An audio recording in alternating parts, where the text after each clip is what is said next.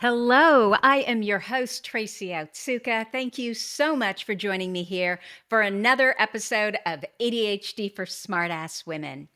You know, my purpose is always to show you who you are and then inspire you to be it.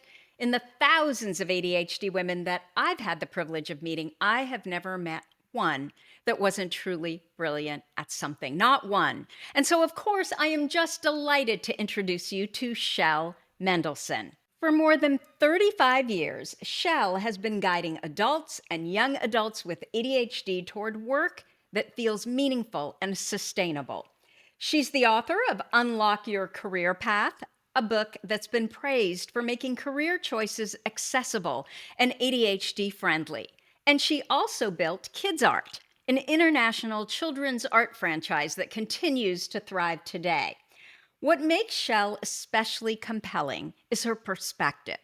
She was diagnosed with ADHD later in life, so she understands firsthand how overwhelming career decisions can feel to us and how life changing it is to finally find clarity.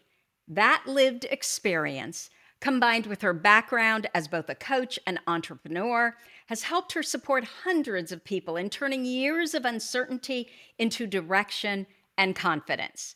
Now, Shell lives on the beach in Mexico with her two dogs, where she's designing new ways to inspire her community while continuing her lifelong mission of showing people that there is always a path forward. Welcome, Shell. Did I get all of that right? Beautifully. Thank you so much. What a wonderful introduction. And it's such a pleasure to be here. Well, I love having you here again. We were just talking about how long ago was it? And I think it was at least 4 years. So I am hoping that you would just give us a little snapshot into your ADHD diagnoses because we always talk about that first. It just allows our listeners to connect with our guests. So, can you tell us what happened? It was very serendipitous because it was diagnosed very late in life, very late in my 50s. And it came about because I was it was when I was CEO of KidzArt. And I had gotten to the point with that company after several years where I realized I was not doing the work I loved anymore. I wasn't even following my own advice that I had been giving people many years before I started, developing that company. And I was becoming very dissatisfied in my day to day, which is true for people when they start kind of going off the path and can be very disastrous for people with ADHD and neurodivergent people in general, right? We have to love what we do. My purpose has always been to empower, to educate, to inspire and uplift others, basically, to find and love the work that they do. And the way that they do it is by being authentic and being self reflective and being very honest with themselves. And that's always been my purpose. I was doing none of that. And it was becoming a day to day disaster for me. Right. So I was going downhill. I was undiagnosed back then. And so I was working with all neurotypical people and I always felt off as, why do I feel like an outcast? Why am I having so many problems? And it was because I was clearly in the wrong fit at this point in my life. I was not doing the work that I was supposed to be doing. So that's when I realized something was wrong. And years before that, I probably told the story many years ago, but years before that, I had a therapist friend who sent me a book on ADHD. And I remember looking at that book and smiling like, why is this being sent to me? This is for kids. It was when I had no idea that adults even had ADHD. So it was unsolicited. It was unsolicited. She just sent it to me. And that's because she has a son who has ADHD. And I put it in the drawer and I forgot about it until the moment when I was at my lowest point with kids art. And I literally went crawling to the bookshelf, picked the book off and started reading it. I don't know why. It was one of those serendipitous things. You could call it spiritual, some kind of somebody said, okay, this is what you've got to look at, divine intervention. And I literally went, I didn't even know where it was on the bookshelf, but I put my hand right on it, opened it up, and started crying. Like, I cannot believe that this exists. And that I had the usual epiphany that many of us have when we finally recognize who we are and that we are not alone, but yet we go through like almost a grieving process because for so many years I had no clue, but I knew something was off. We all do. We all know that something's off until we get our diagnosis. And so once I got it, I was like, a weight had been lifted off my shoulders and I could start. I said, I'm going to get, leave this company. I found a way to do it. It wasn't pretty. It was terrible, as a matter of fact. And I had to go through a whole process. I probably told that story years ago, but the bottom line is that I learned a big lesson that I was able and am currently able to pass on to the people I work with now about how important it is to understand that what you feel in your day to day, your action, the way that you feel is important, and to notice how you feel. And when you're starting to feel miserable and when things start going south in your work, it's time to take a look at, is this the right fit for me? Right. So that was basically how I came to that. I learned two lessons, one that I can pass along today and one that I got my diagnosis. And then I decided to work pretty exclusively with neurodivergent clients at that point. I just said to myself, we need the help. We need this to be very much a fit for us. And so, what were your symptoms? What were the things that you really struggled with that got you to that rock bottom place? I wasn't getting along with the people anymore. I was being called on the carpet. I was like the founder of the company. I was constantly being called on the carpet by my business partners who were very neurotypical and also were people that I no longer enjoyed working with. Did you like the work? It was the environment? Well, the environment was fine because I was working from home for the most part. We were all over the country. We're basically a remote operating company. We were based in the town that I was living in Texas, and we had an office there. But I generally worked from home for the most part. It was a people, I would say, and it was that I was no longer doing the actual tasks that I enjoyed doing. I wasn't using the skills I enjoyed using anymore. I used to be able to be creative. My creativity wasn't being put into play. All of the things that were important to me were no longer occurring in my role because once you get settled and it just becomes a day to day, the startup part of it was great. That was where everything happens. You know that, right? Yeah, that's where the fun, the joy comes from, is in that creative process of getting a startup going in. But then when you settle into the day to day, if you're not doing the actual work that you enjoy at that point, then that's when many people today will have a plan B. I didn't have a plan B. I didn't even know I was supposed to have a plan B. I didn't know what a plan B would even look like. So I felt stuck. I felt like it was an albatross around my neck. It was everything. It was pretty horrible for me at the time. It was pretty horrible. And I really hit a very low point after that for a while before I started working again with doing the career work that I love doing and always had loved doing, that I put to the side for so many years.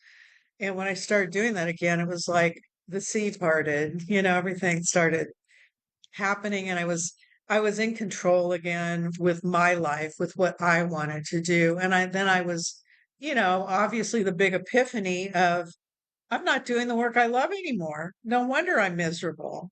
Yeah, exactly. But that's the thing with entrepreneurship, right? We are great starters, we're okay middlers, but we positively suck at the follow through, right? The once it's all set up, this is boring. Yeah, and then you work with also the people you work with, if they're not the kind of people that you can collaborate with effectively and communicate with effectively, then it becomes a real even more of an albatross, right?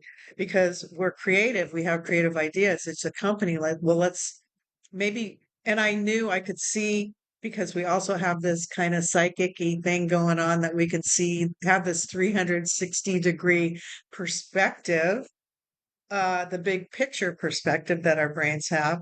And so I knew that if we didn't make certain changes or do certain things, the company was going to fall apart. As I tried to explain that, I was getting no buy-in. You were probably annoying to them who wanted to keep going the exact same way, right? Yeah, I was annoying. I was an annoyance. And I knew, we were working internationally. We had international partners that loved working with me. I loved working with them. And they only wanted to work with me. And we had a chance to expand in China. China was our first international franchise in Shanghai. And they came to me and said, can you reduce? We want to build across China. Can you reduce the royalty for us? And I said, of course. And then I went back to my partners and they said, nope. That's when I left. At that point is when I said it's over. How did the company do when you left? Are they still around? Finally, some of our initial franchisees took over, and I think they're doing fine. And they had a real success with the company. They're from Mississippi. They did fantastic. They worked in the school systems, and so they knew basically how to run the company. And I was so happy when they took over. I'm pretty sure they're doing fine. I haven't kept up with it that much because it's been kind of like traumatizing. I think. So you say that ADHD and neurodivergent adults, they need a deep dive process to really figure out their career path, which I completely agree with. Yes. Why do you think that quick fixes or just pick something, why does that approach typically fail for us? Because when the quick fix, an example of a quick fix would be assessments, right? Some of the assessments that people come to me saying, I've gone through all these assessments and none of them worked. And well, the reason they don't work is number one, they don't ask the right questions in the assessments. Have you ever noticed that?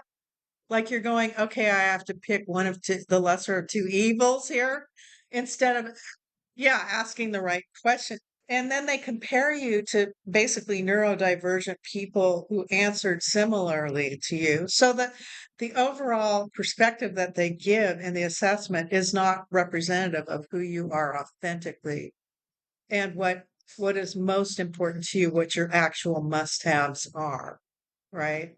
So this is what's so important is for people to really understand what do I need? And the only way they can do that is by going through a process where they can turn off the noise.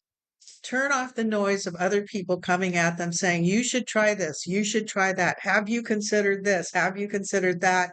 Eye rolling, side eye, all of that input that because we're sensitive, a lot of us we're feelings oriented and our feelings get hurt when people don't respond positively. And we're people pleasers, many of us. Not all of us, but many of us are, right? So when I work with people, we turn off the noise. I say you aren't allowed to speak with anyone as you're going through this process. I'm going to put you in what I call the career bubble. Remember that even your spouse is off limits for having a conversation during this process. Sometimes, for some people, especially your spouse or your partner, right? Yeah. Yeah.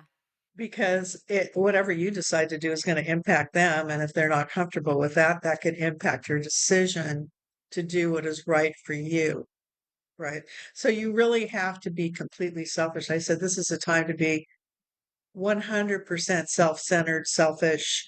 It's all about you. It's all about me. It's, whatever is important to you is the only thing that matters. And that's tough for a lot of people. Well, they've never had to do that before, right? It's always been about, well, what does everybody else think? Which is part of the problem. That's, that's a big part. Yeah. Yeah. I'm curious, Shell. I also feel like in the women that I work with, we are so mission driven. We can't do a lot of what neurotypicals can do as far as you pick a career, 9 to 5, do it for 30 years, and then retire off into the sunset. Do you find that as well? As if we're not connected to it, if there's not intention behind it, we're just not going to be good at it. And if we're not good at it, we're not going to enjoy it. Well, when I started this, I told you what my purpose is. My purpose is everything. And understanding that's one of the things we do is we create a purpose statement that we workshop. We make sure that it really represents who you are. And I just did this last night in a class, and I'm always like on the verge of tears when I listen to people talk about their purposes because in some cases, it's the first time they're able to say, okay, this is where I need to be, and this is what I need to remember every day. And as they're going through any kind of process of, say, pivoting to in a new direction of some kind or taking their first steps, that always the purpose is going to come into play, the overall purpose. And I also talk about mission, and we have missions I liken to Mission Impossible.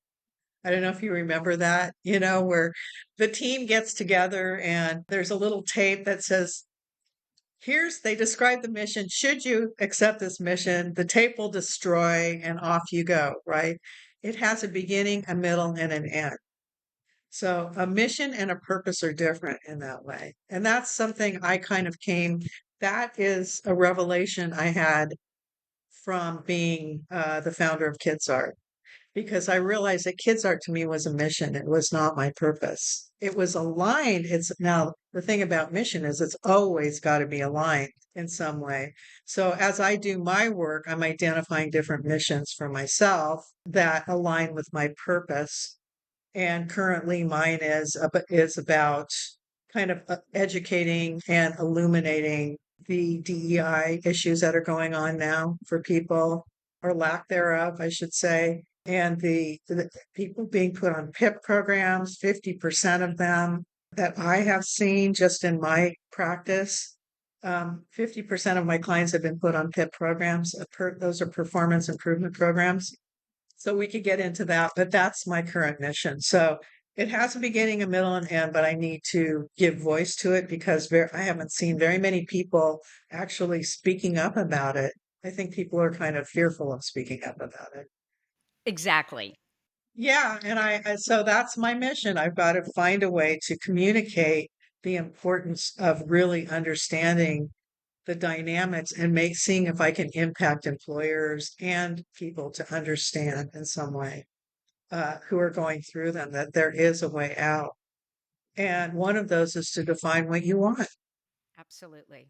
I'm going to ask you a lot about that because that's when we first were talking about what could this conversation be around that's really relevant and timely for today. So I definitely want to go there.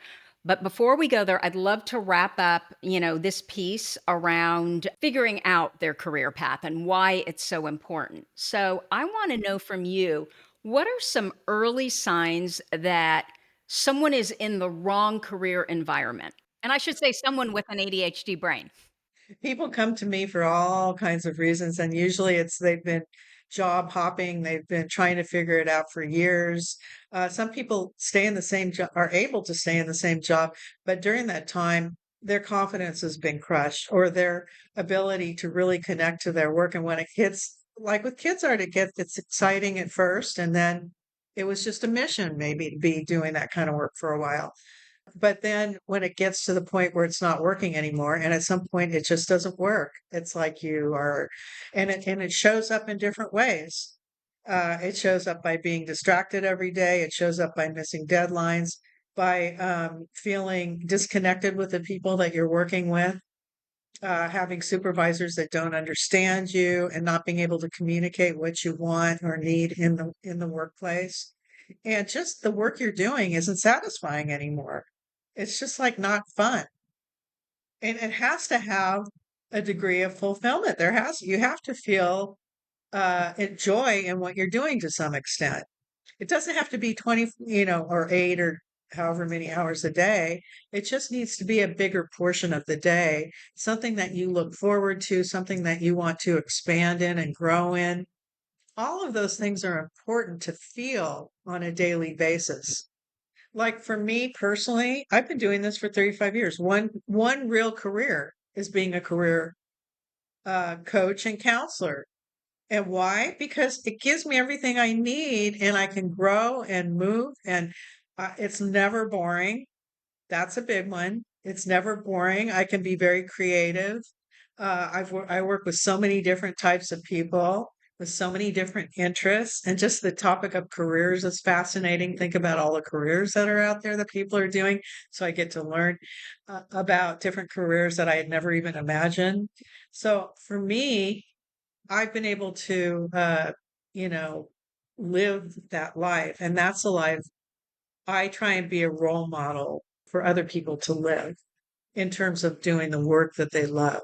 That is so important to me. It's my mission and it's my purpose.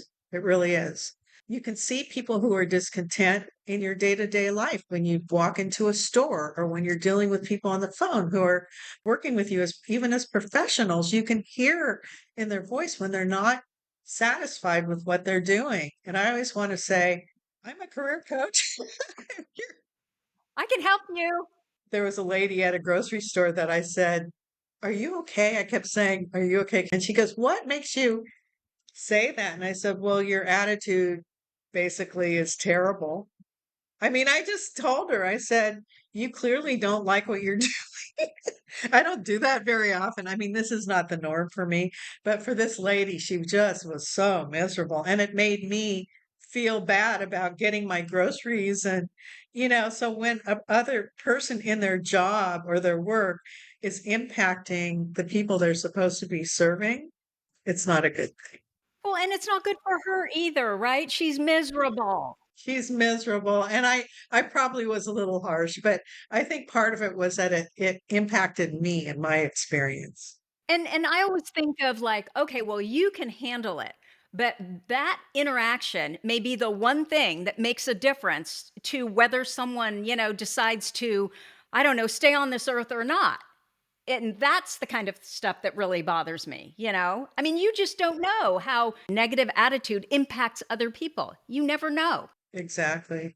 And I think people, if you just one of the things with ADHD, I know for myself and my own experience is that I am not as in touch with my feelings as I'm more so now, but earlier on, I wasn't as in touch with my feelings. Even though I've been through therapy, I've been through everything, I was never really taught how do you start to recognize your feelings. You hear the word and it becomes kind of cliched, right?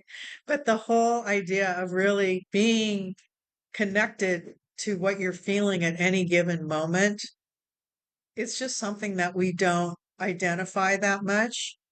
And when you're going to work every day and you're not connected, you're just miserable. You know, you're not satisfied. You know, things, you don't want it to get to that tipping point of leaving one more job, getting fired again, because every time that happens, it's like a confidence crusher. It's a soul crusher. This is another thing I tell people. There's no easy way. There's no simple fix for this. You've got to go through the process of really collecting, really figuring out who you are, what makes you feel the best, and in all the different areas that are important in your work. There is no easy fix. You can't take a test for it or an assessment for it. You just have to buckle down and just say, I'm going to go through this thing. I'm really going to figure it out and tune out the noise. That's the other thing. And it's so satisfying once you understand how your brain works and why you need to do that thing that you probably always knew you had to do, but you didn't have the confidence to just say it out loud, right? And then it becomes so easy to then pursue it because now you understand why. Like you have to do this thing. And this thing exactly could be the imposter syndrome comes up when you're so used to doing one kind of work that you really don't love, but you want to think about doing something. And you always in the back of your mind, maybe you're thinking, this would be so fun. And you're watching other people doing things that are so cool, but oh, I can't do that thing. I'll never make any money at it. I'll never blah, blah, blah, blah. all the noise that comes through your head about it. I've got a family, I've got blah, blah, blah. I have to, and a mortgage and all that stuff. But in the meantime, so what's better, getting fired from a job that you have where you make a lot of money eventually, or getting to a point where you're so destroyed that you don't even think about doing anything else? Yeah, the imposter syndrome happens, I think, for people when they're first starting off on the right path, believe it or not. Isn't that interesting? Talk more about that. I think there's a guilt factor, you know, because a lot of people don't, first of all, don't understand that they should be doing certain things that are important to them. They should recognize what those things are and feel good about them, and they haven't had the support to do it. So this is where all the voices come in. This is where all the outside influence comes in. Like I'm supposed to be doing a steady gig where I'm bringing in so much money. I'm da da da da da. What they don't realize is that with our brain wiring, again, if we're not fulfilled, it will never be sustainable, right? So starting off on a new path can feel really awkward. It just feels awkward. It's like, how can I do this? So I'm going to give an example, and he'll recognize himself when he hears this. So I'm working with a guy who in one of my classes who is it hydroponics? I think for him, I don't think he's ever done anything like that, but he's been making money, a little bit of money at it. And now it's like the idea of doing it full time or doing it on a larger scale is scary, right? It's scary because he has the family and all that. But over and over and over, this is the area that's come up for him. This is the thing that the cream rising to the top, I call it. This is the cream that continues to rise to the top for him. And when you think about it, it's something the world needs, does it not? Especially now, Yes. especially now. When you think about farmers that are not getting, that are going bankrupt, and we don't know what the marketplace is going to be like. We don't know what our food is going to be like. And to have some control, to start to teach people to grow their own in a way that's really healthy and the whole and all of that. What an incredible thing that would be. And it's something that he is 100% joyful about. Yeah. I mean, it's so fun to watch. It's fun to watch people when they start to light up and think, oh, I could maybe do this thing. Well, and especially he's able to make a little money. So if he's able to make a little money, he's probably able to make a lot of money, right? Because he's in an area of interest. And he's spending his time doing something else. So he's not putting all the time in that he could be putting. The big question: how do recent rollbacks on federal DEI efforts affect ADHD and neurodivergent professionals? I think it's put people back into hiding even more. People are afraid to speak up. People are afraid to ask for accommodation. People don't even know what to ask for. Again, without clarity about that, you can't have the conversation. And what I've always advocated for is not necessarily revealing your diagnosis when you know what you want and you know what the best fit is for you. You're going to do a great job at it. So there's really no need for that. People who need accommodation, I maintain, are people who are in the wrong fit. That's a big one. I mean, it's a big statement, but I believe that they're just in the wrong job. I totally agree because I believe that I've seen it over and over again. There are certain things that you're going to do that are in your area of interest. We call it our sweet spot, where you are going to have none of the executive function challenges that you have in these other areas where you're really not interested, right? You're going to be the best in those areas where you have that extreme interest. Is that what you're saying? You'll be a better employee, even better employee, and the productivity goes up. Everything goes up. Anxiety every person I work with has some form of it. Me too. Every single person. Well, and can you imagine with the end of putting people back into hiding, neurodivergent people, disabled people? I mean, it affects anyone in the disability community, physical, mental, emotional. It impacts everyone. How many people, what percentage of people out there? I mean, now there's 5 to 10% of the population are neurodivergent. Mhm. right? Yeah, it's probably more like 20. And people that are managers are often ADHD or neurodivergent and are in the wrong position Mhm. because of how they impact other people and they're undiagnosed, right? In the wrong position often. Not always, but often.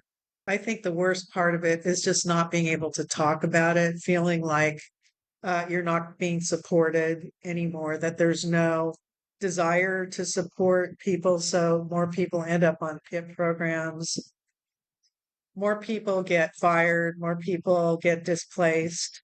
And there's a fear of that because people are getting, I mean, look what happened in the federal government right off the bat. And of course, that extends to the private industry. It's my nephew, who is ADHD, was working for a green company and he walked into work and 20% of the employees were fired, were let go. And eventually he knew it was going to happen to him because it's a green company and all the green energy jobs, there's no more grants anymore, gone, right? I mean, we could go on about that, but that is, he was smart. He used his brain, he used his connections. I had gone through this process with him when he was a teenager. So he always had these skills, right? So he quickly started pivoting to talking to people and he found a job. He's now relocated to New Hampshire from Chicago and he's starting a new position. So he's one of the lucky ones. He really is. We have really good self-perception skills. We're able to assess things pretty quickly. We have the bigger picture ability. So all of that played into his making the decision to take the steps that he needed to take. So he's a good example of somebody who's doing what he needed to do. And it had nothing to do with his ADHD. He was in the right field. He's in biotech, I think. You have to really understand yourself to be able to start making those connections. Yeah. So, what I hear you saying is that, yeah, it's not a great time right now. I feel so bad for young people, right? Who, especially neurodivergent young people. But what I'm hearing you say is that if you've got that foundation, that you really know who you are and what's important to you and what your workplace needs to look like in order for you to be successful, those are the people that are actually going to survive this and do better than survive. They're going to keep moving up in whatever their area of interest is versus those people who are neurodivergent and are just kind of like, I'm just going to try any job. And then they're completely anxious because they're not doing the job well, because it's not in their area of expertise or interest. And so those are the neurodivergent people because they don't know what they're supposed to be doing. They don't know what they should do with their life. They're the ones that are really going to struggle. Absolutely. Also, one of the things is knowing what you want, of course, but it extends also into the kind of conditions that you need to thrive. Okay. So the conditions piece of it is so important. And I have, people go through what's called the self-accommodation, really understanding how you can, the things that you need and how to articulate those things that you can actually ask for in an interview while you are in the right interview to begin with, because you've done enough research to know that this is who you want to interview with. And you're showing up spectacularly because you know what you want and you ask the right questions. So you're not just like what I call a job beggar, where you're going in, I need a job so bad, just hire me, please, because I can do this work. I can tick all the boxes. No, it's beyond that. I know I want to work for you because, and under these conditions, and you would say what some of those conditions need to be and they go beyond just physical. They go also into cultural, into diversity, into a lot of different aspects of what I call non-physical conditions as well. And you can ask about those things and gauge their response. And so when I work with people, I say, you need to be able to say, thank you very much. This doesn't look like a good fit. If you see the eyes roll, if you see the hesitation to respond, if you ask this question, is the role that I am going to be hired for or will be hired for, should you choose to do so, the one that I will be doing on day one? Or are you going to have me do something else first? Because that's what happens to in a lot of situations.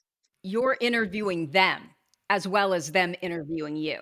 You have to be confident enough when you go in to know that this is exactly what you're doing. This is a company I am interviewing them for to bring me on to do this thing that I know I will excel in under these conditions.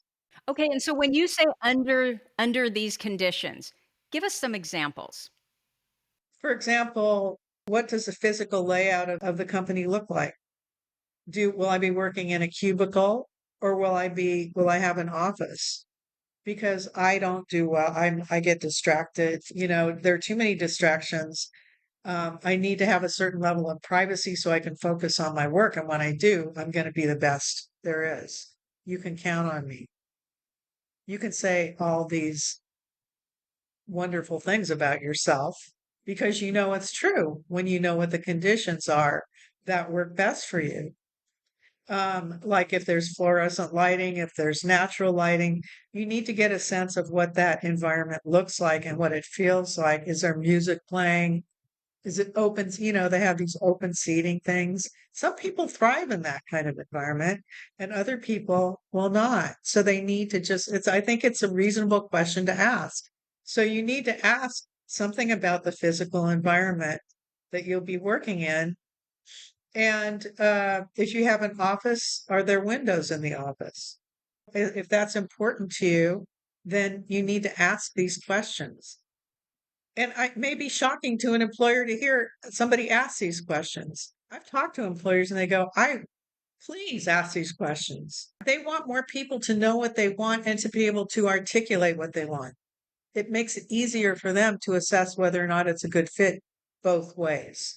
The one thing that I've heard from a lot of young people, I have a son who just entered into the workforce, that seems to be really important is some ability to work remote. Oh, absolutely. That's one of the conditions. Yeah. And a lot of times what I notice, and maybe I'm talking about him specifically now, it might be specific to his career, but they will say, okay, well, once you do a certain amount of business, then you get 1 day a week. And then you get to another level and you get 2 days a week. And then you'll get to that level and no one brings it up. It's like, oh, well, no, now you need to do this. Like they keep moving the goalpost, not in the company he's with now, but it seemed like that in the one before. And I've heard that from other young people. And it's kind of what you were saying, right? Where, locking down, okay, well, wait, when exactly does this happen? Yeah, locking it down is a good way to put it. It needs to be locked down and maybe even put in writing. Because this is common where promises are made. Well, I think one of the things that when you work for somebody else, you are essentially going to be subject to whatever's going on in that company. Like if they sell to another company, for example, if they downsize, if they um, change supervisor. I mean, things are happening in companies. Your coworkers get other jobs, people you depend on. Uh, but there needs to be something, I think, in writing that says, these are the things that I need some help with. So I need a person say, while I'm working on a project to answer the phone for me, to be able to say, well, so I need to focus on this thing and the way I need to do it and to be able to ask for those things, right? They could be simple fixes. They don't have to be giant fixes, but they need to know that they're able to ask for those things and how what kind of response I get in the interview is going to be very telling. Have you found that neurodivergent people, or maybe I should just say ADHD, because I'm not sure with the autism component if this would necessarily always be true, but certainly, in the thousands of ADHD women that I've had the privilege of meeting, flexibility seems to be really important to us. When we are put in a position where this is the job, this is what we want you to do, and we're going to let you go do it. versus the FaceTime and having to be there at specific, it's the lack of flexibility and feeling like someone's got their thumb on you and maybe doesn't trust you and is watching what you're doing, that seems to really be a problem for us. Well, the elephant in the room these days is the surveillance that's going on. I'm working with people that talk about it. I'm shocked at some of the stuff that's going on now, that employees are being surveilled a lot of the time.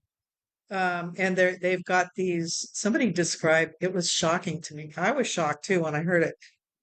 Like this red light, green light thing that happens on their computer when they get up to go to the bathroom, they're taking too long and they're being, yeah, these aren't just regular job, not just like Amazon kind of jobs where they do that with almost everyone, but basically in regular jobs, employers are tapping in on their computers and seeing if they're, sending email. They're doing all kinds of things now. So you're just totally breaking the trust, is what you're doing there.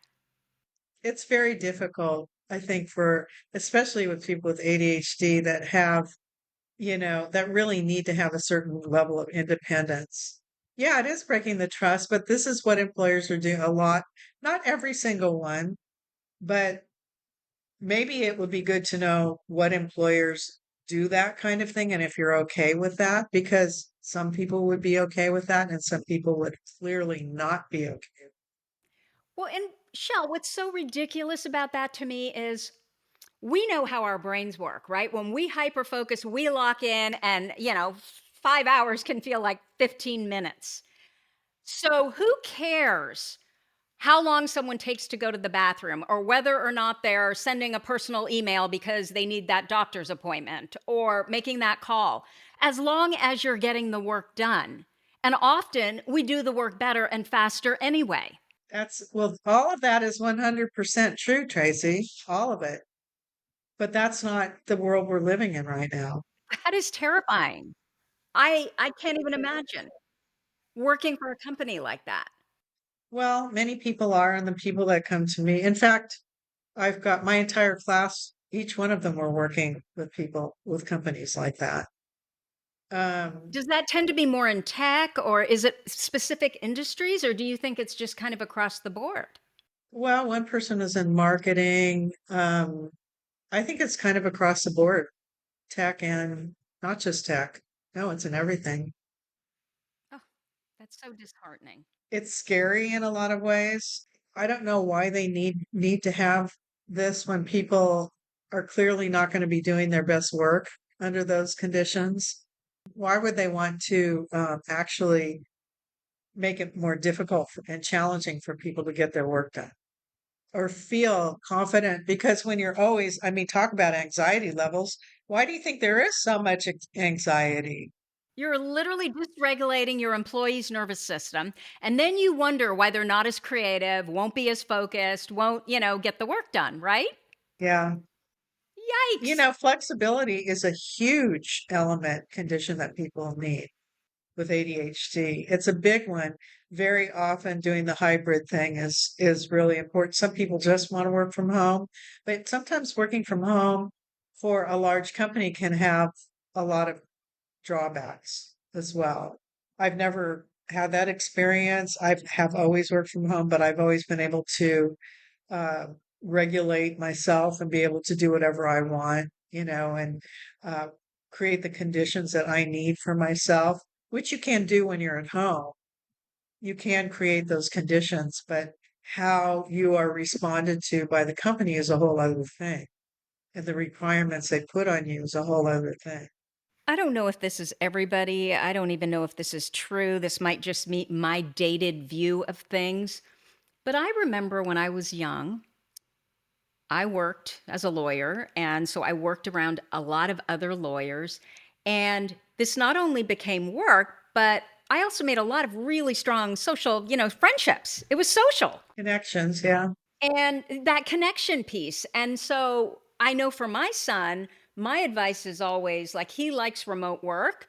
That's great once or twice a week, but you need to go into the office. I don't want you to be so isolated, I mean, he's in New York City, But still, you can be in your little concrete box completely isolated, even though there's millions of people around. And I'm curious how you feel about that with, I get it. Once you have kids and, then you've got all the social structure, built in.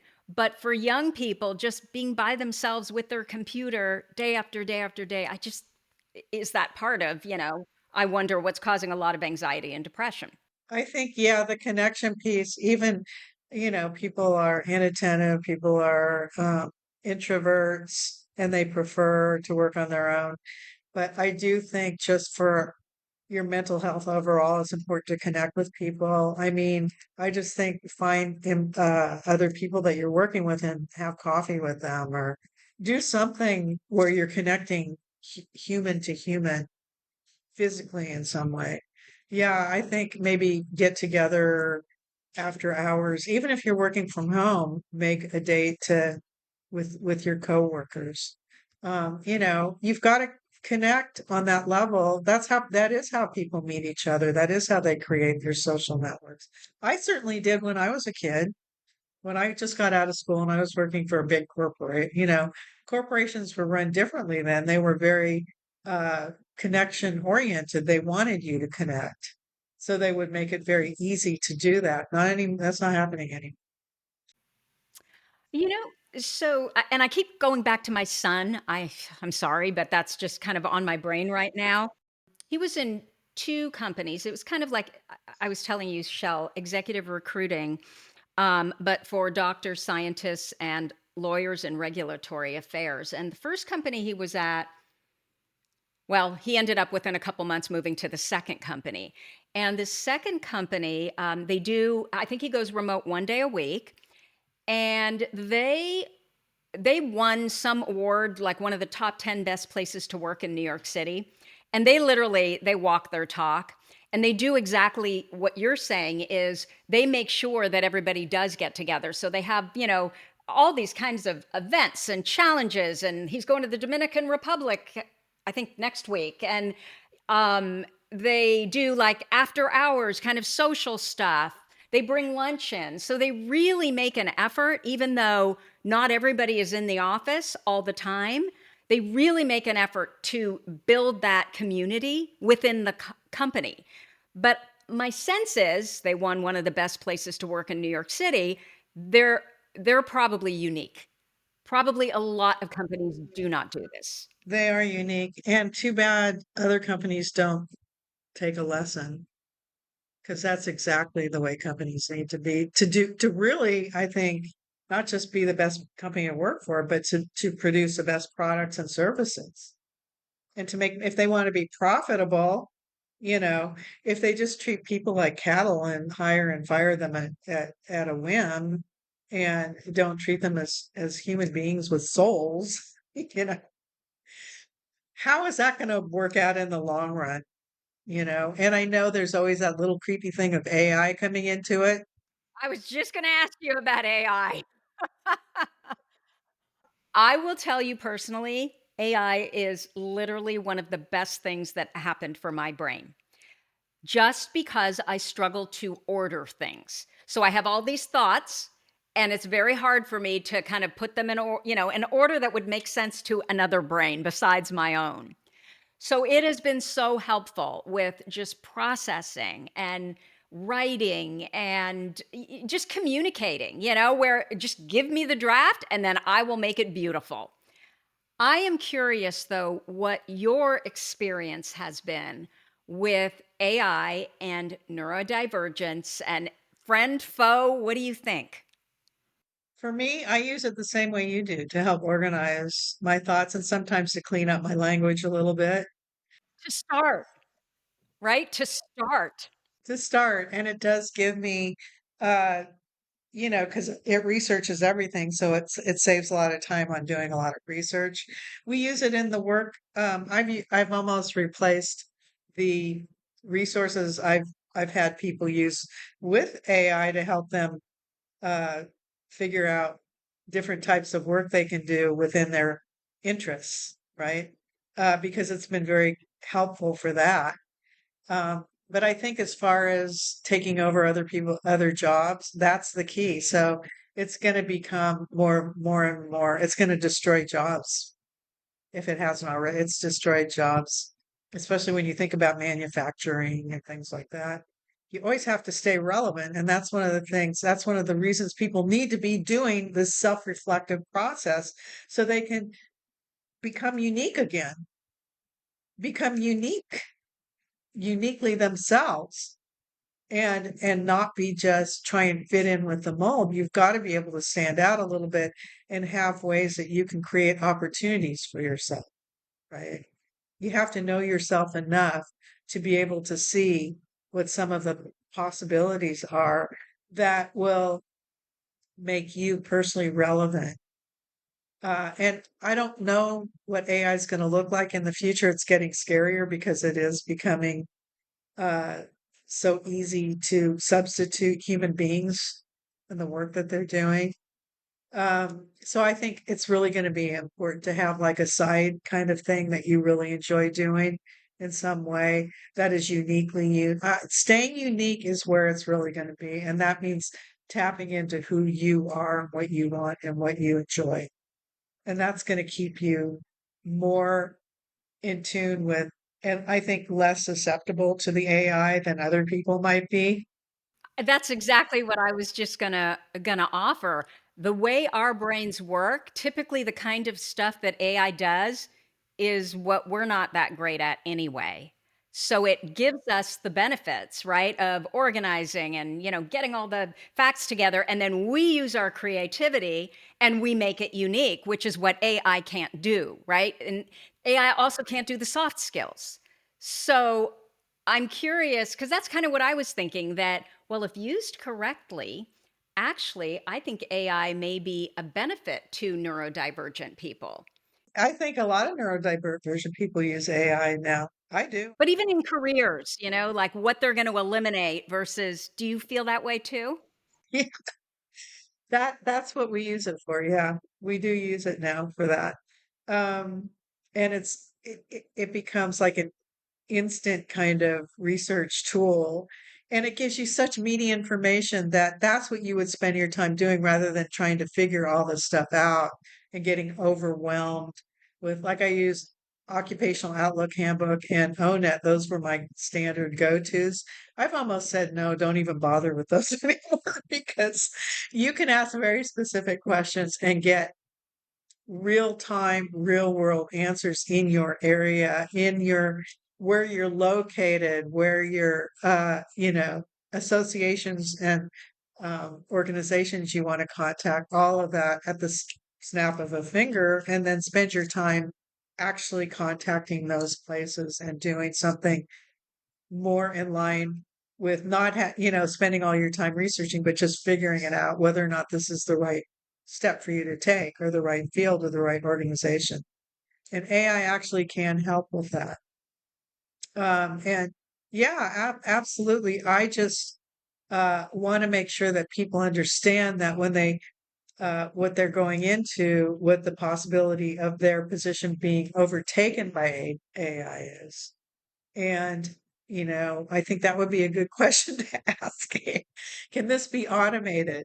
You know, how can I remain relevant personally? I mean, things like that are going to be really important in the future when you look at organizing what you want, figuring out what you want, making sure it's the right fit for you. All of those things, all of like extra questions that you need to ask. Absolutely. So, Shell, I want to talk to you about Mexico because you made the decision to move down there. But before we go there, is there anything else about career that you think we need to know? I would say now is the most important time, and I said it before, but I'll say it again. Now is the most important time to do a self-reflective process. And that's what I've spent my time, my 35 years developing. This has been the only business that I've ever had that besides KidzArt, obviously, but the one that I've sustained over the years. It's been very sustainable for me. And it's the one that even when in the down times, I still And I've had some downtimes, okay? I would never abandon it because I love it so much. You just tweaked it, right? To keep your interest. You can tweak it, you can do so many different things. And that's how everybody should be looking at the work they do and defining those things down to the last detail, down to the last detail in writing. So you don't forget it. 'Cause that's a big problem, right? All of a sudden things free up and you're like, "Oh, I'm not feeling so bad anymore." And yeah, okay. And then we forget what we learned about ourselves until the next time we're up against it. So if you look in the book I sent you at the back, it's called The Career Galaxy. Yeah, so open it up in the back, you'll see the 11 by 17. So that's where everyone documents their must-haves. So there it is. So you don't forget it. It's right there. We have something very similar. I don't work specifically on career. My whole thing is what am I meant to do with my life, which of course touches on career, but yours is career, Specific. Yeah, but it all, they all, everything overlaps. So yeah, doesn't it? It yeah. absolutely does. Okay, so when I was younger, I would hear about these couples who would, raise their kids would go off, and then they would sell their house and they would move to a place like Mexico. And I remember always thinking that would be so cool, but scary. And now that I think about it, I bet you most of the people that are doing this have ADHD. And so I want to know why you decide, because change, right? We're never scared of change. We're always looking for that next hit of dopamine. I want to know what made you decide to do this and how has it gone? Where are you in Mexico? I'm in Puerto Vallarta. Oh, okay. I know that place I well. always wanted to live on the beach. It's paradise. This is paradise.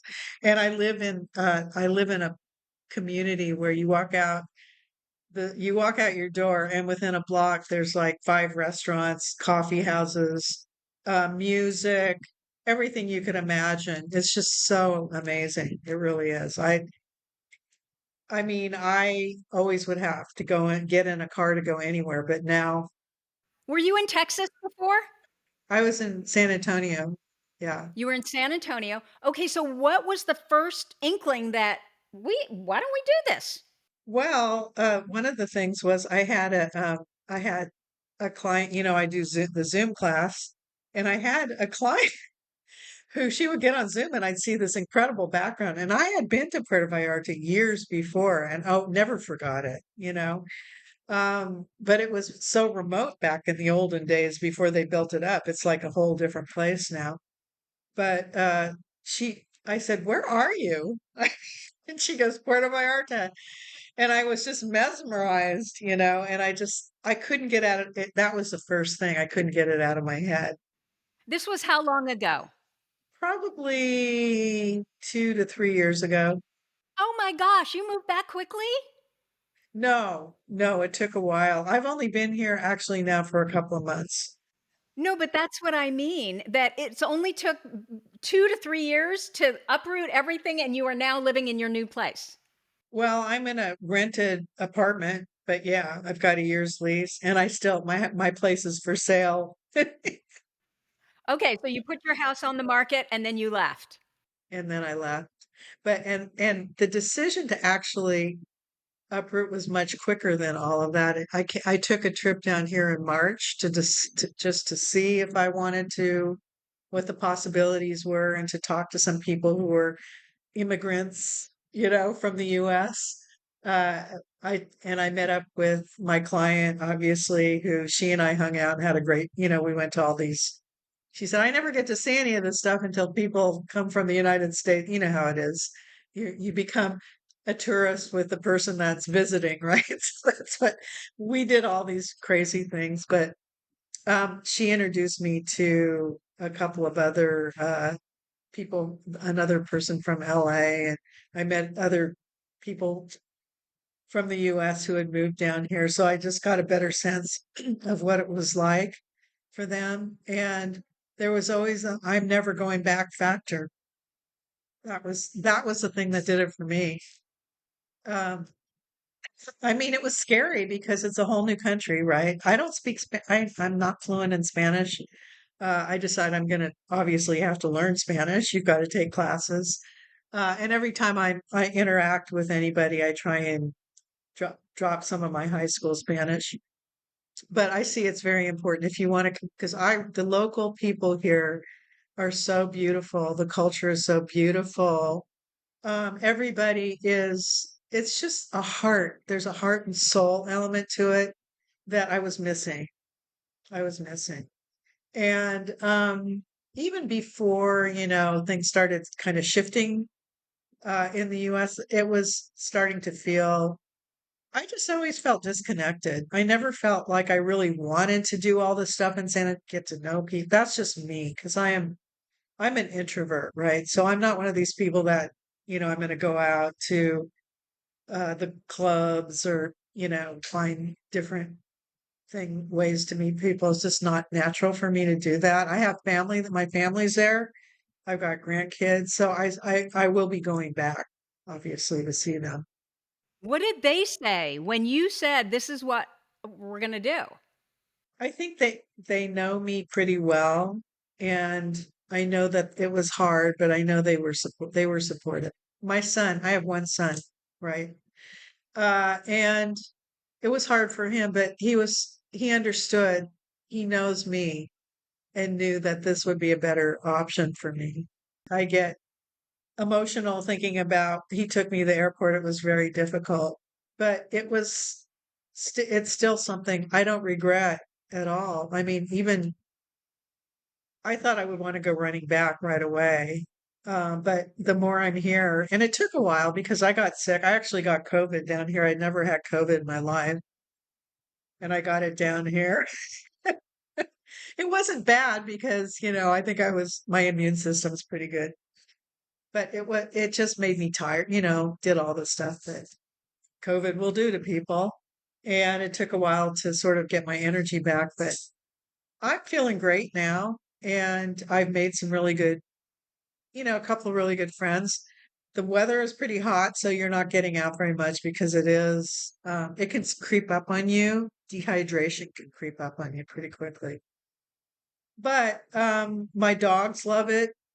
I don't know what to say. I'm still sort of getting the feel for everything, but it's definitely another country. It's not the United States of America. Are there any regrets at all, or everything so far has been like, "Yep, I made the right decision"?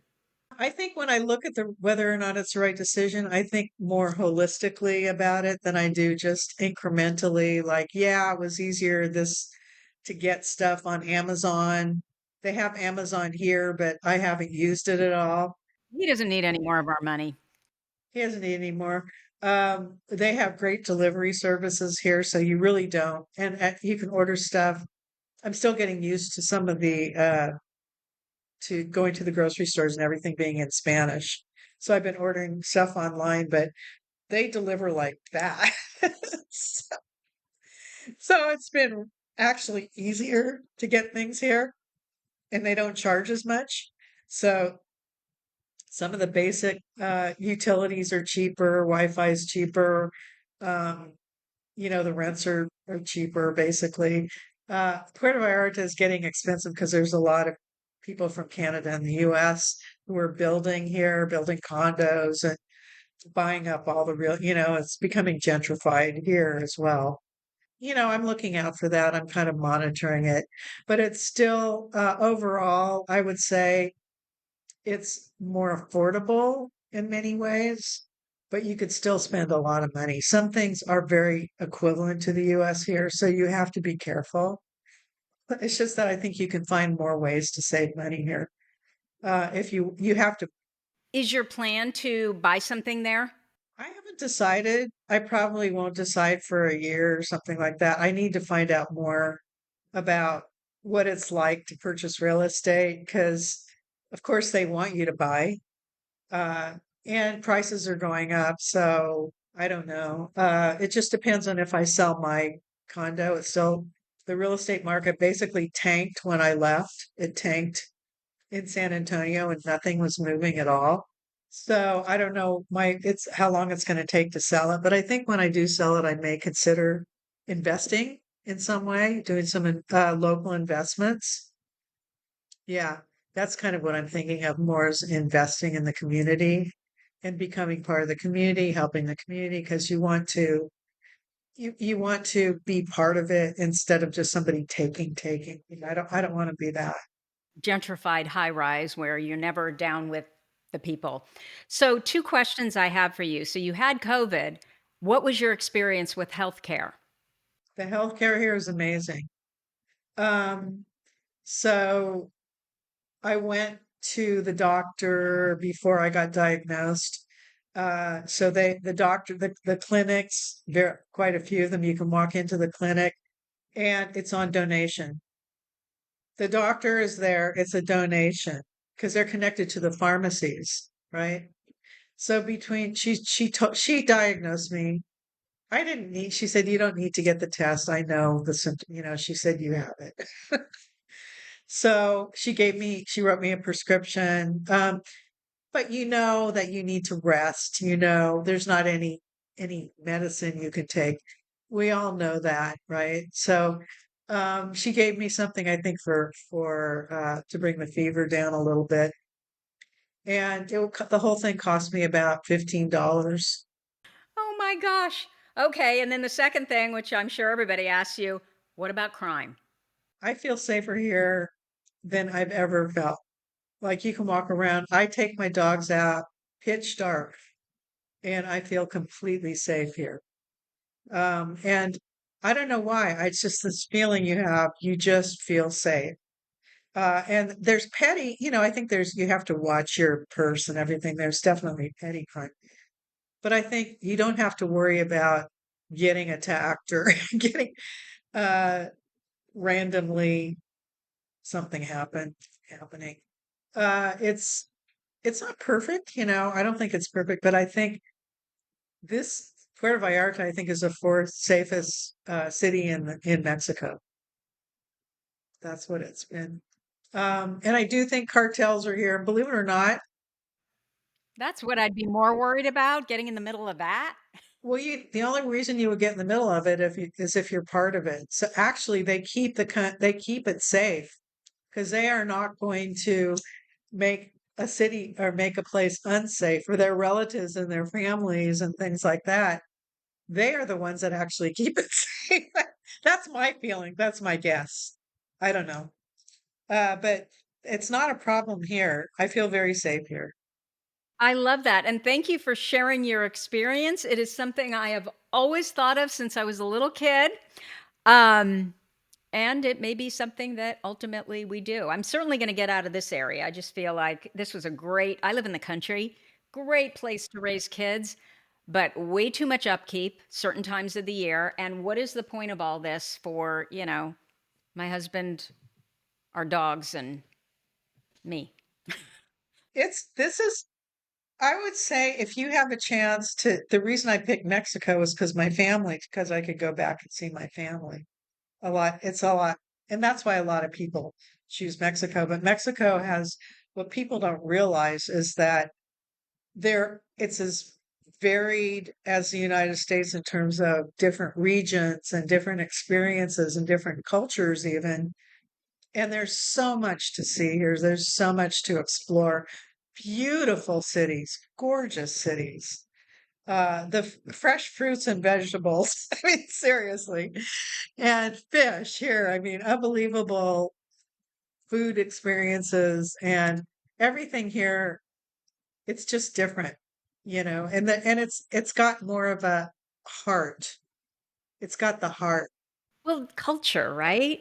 The culture is so beautiful. It really is. Just even the people that deliver, like I would notice in the States, they just didn't seem very happy. They seem kind of miserable. They come up and they're smiling and they go, Buenos dias. Everybody says, Buenos tardes, buenos dias, hola. Everybody here, even little kids. I mean, it's so cute. It's wonderful. Well, definitely. So, my best friend for years was from Mexico. Their sense of community, and I mean, she was just shocked when she got here that she couldn't just call people up and say at 5 o'clock when most of us are like thinking about dinner. In Mexico, like if you've got a bunch of kids, the women will just be like, let's go meet for coffee. And they'll just go off and meet for coffee. And it's everything's at the drop of a hat. And she was like, what do you mean? I have to schedule this? I have to get an appointment? She used to make fun of me all the time because she'd need an appointment to go, get coffee or go to dinner. She couldn't just last minute. And just think that that would be really great because we are not like that here in the United States at all. You do need an appointment for everything. Oh no, you people gather, they get together, they meet. I mean, I met more people here in 3 weeks than I did in 7 years in San Antonio. It's probably your people too, right? Because many of those people are people who've done the same thing you've done. Instead of kind of staying in their little whatever that they've been in for how many decades, they're like, what can I explore? What new thing can I try? What can I experience? So it makes sense that you'd be way more around your people. Well, you're really encouraging me to consider this. So thank you. You go to the consulate, make sure you have like it's you have to go through the process of getting your temporary residency.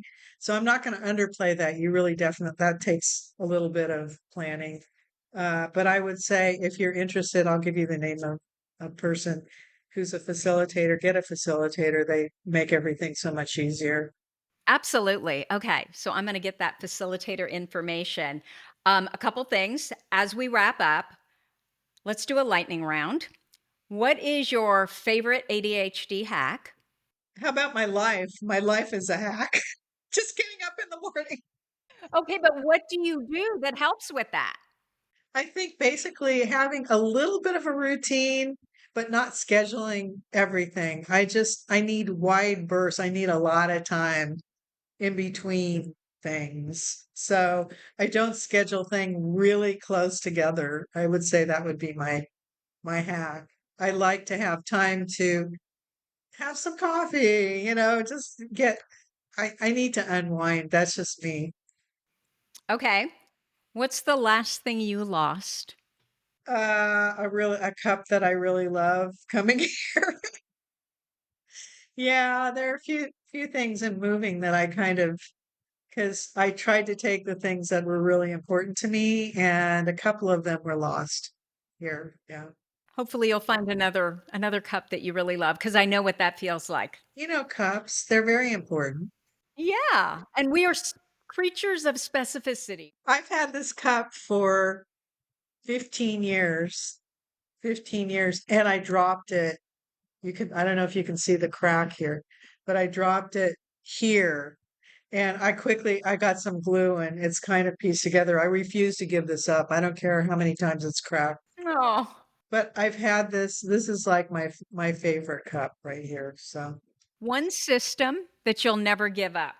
one system, the one that I use with people, the Career Galaxy, exactly. Yeah. I'll never Okay. give it up, never, ever, ever. And it'll just get better. It'll get cleaner and easier and more dynamic. Well, and I'm certain the way you've built it too, it's something that you can always go back to too when things aren't feeling right, right? It's Absolutely. kind of that, again, that foundation. So, Shell, where can people find you? Where can they find your book? Give us all the links or sources or where we're supposed to go.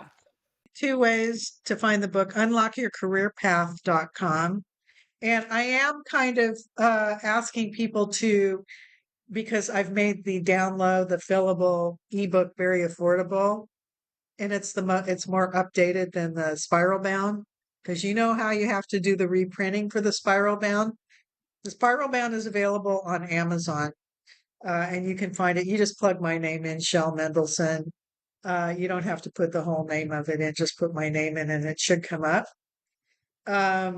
And then Unlock Your Career Path, you can find both the link to get to the Amazon there, unlockyourcareerpath.com. And then my website for my masterclass, which is where we use the book, and the book comes with the masterclass. We go through it and it's cherry picked with coaching, support, and interaction, building a network of support for yourself. That is either passion to career or career coaching with Shell.com. Okay. So, what we will do is we will have all of these links in our show notes. Shell, thank you so much for spending time with us here today again. Now I know why I wanted to talk to you again because you're so delightful. You ask the best questions. You're fantastic. Well, but you're really fun to ask questions of. Sometimes it's not quite as good. So, I think you're a great interviewee, a great guest. So, thank Thank you you. very much. Yeah. This has been a pleasure. Same here. So that's what we have for you for this week. If you liked this episode with Shell, please let us know by leaving a review because our goal is to change the conversation around ADHD, helping as many women as we possibly can learn how their ADHD brains work so that they too may discover their amazing strengths. Thank you so much for listening, and I'll see you here next week.